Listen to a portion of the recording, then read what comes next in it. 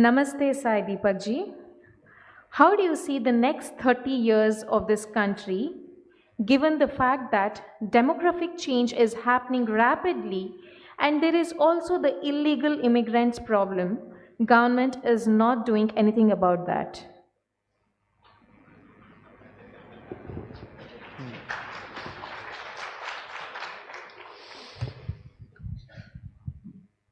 I think what the government is or is not doing is a legitimate question to ask, and I won't run away from it.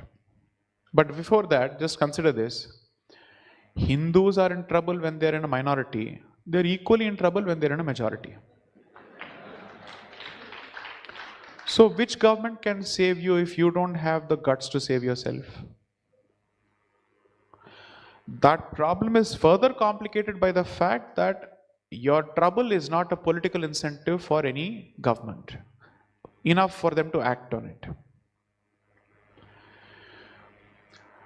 The next 30 years, I think we are in 2025. I previously said that another quarter of a century could be problematic. In my recent engagements, I have advanced the timelines to say we are looking at a 10 or 15-year problem, not a 25, 30-year problem anymore.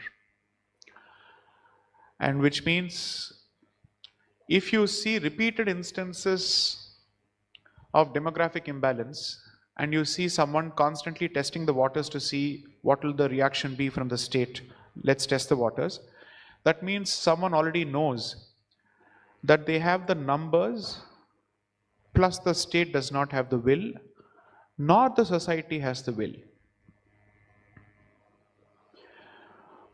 I'm happy about rising awareness at least since 2014, or awareness which led to 2014 and thereafter.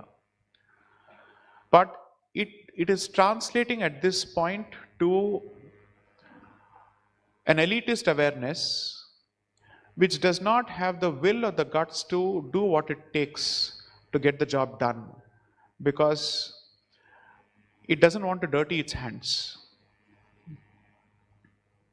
And which means what will happen is you will continue to see lit fests flourishing. You'll continue to see more and more platforms discussing this. But will all of this translate to actual action is the question. If it remains a storm in a teacup, where people gather at a town hall or at a theater or a mega auditorium where they discuss all of this, then they are only reinforcing what they already know. What is the change that comes out of it? You may not know everything that I said today, but you broadly agree with what I've said. Broadly, if not in specific. So what is the change in the movement of the needle that I've achieved today? We are talking to each other and we already agree on quite a few things. How has this managed to bring about a change? Have we converted more people to our point of view? We are not sure of it. 2, will this lead to pressure on the government to act by way of resolutions to say that this audience believes that these are the following actionable points which you must implement in the interest of civilizational security? So one of the things that I've tried to convey in terms of a limited suggestion to multiple platforms is, it's good to organize events, but you must also have actionable goals where the voice of your audience is communicated to the government along with their positions. Lit fests must have clear plans as to what are the issues that we want the government to address. The other side does this brilliantly. They do it brilliantly. Every lit fest, every platform, every organization will have a certain set of intellectuals whose names and credentials are used to write letters, to write representations, to castigate people, to criticize stuff. We have not learned that yet. 2, here's my limited prediction or assessment of how this is going to play out. Because of a young demographic which is hungry for technology and growth, all things being equal and we don't get sucked into the race to the bottom called the reservation battle, our economic future is decent. unless we go back to the freebie model, we go back to the hyper reservation model, and we kill everything that is possible. You can't speak of startups and competing with China in the same breath as reservations. I don't see how that works. Or at least unfettered reservations.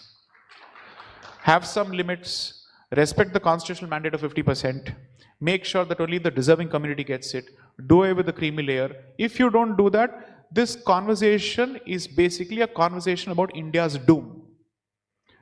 There is no way India will ever be a decent power to begin with. We are not even a middling power today. We are nowhere close to being a superpower. We are not even a developed economy. We are an aspiring developing economy which has been in this mode for the last 50, 60 years. Or maybe the last 20 years. Be realistic about where you stand. Because if you delude yourself that I've already reached a certain position, you will never reach there. Tell yourself that there's a long way to go. While this happens, even after the last 11 years since 2014, I have not seen a clear change in the DNA and the attitude of the Indian state in ruthlessly coming down on mischievous elements in the society. It still handles them with kid gloves. And it has no stomach for confrontation. It has a soft underbelly which is constantly being punched, and it has happened over the last, I think, at least since 2019, we've been seeing the streets in constant action and a constant fire mode. So change the definition of terrorism from bomb blasts to urban warfare or street warfare, because that is what it has changed into. Because you don't know how to hit a mob, or you don't know how to deal with a mob, plus if it happens to have infants and women, that's it, God save us. Now we don't know which God that will be. So I don't see this as a particularly great period unless we change our approach and attitude.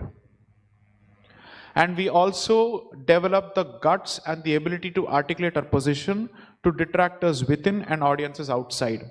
Have a very clear strategy of articulating your positions. Unfortunately, the last 11 years has been an example or a testament to a decent vision with average execution and terrible communication. That is not a recipe for a Vishwaguru at all under any circumstances. Address each of these aspects. We are not short on talent for this. There is a talent pool for this.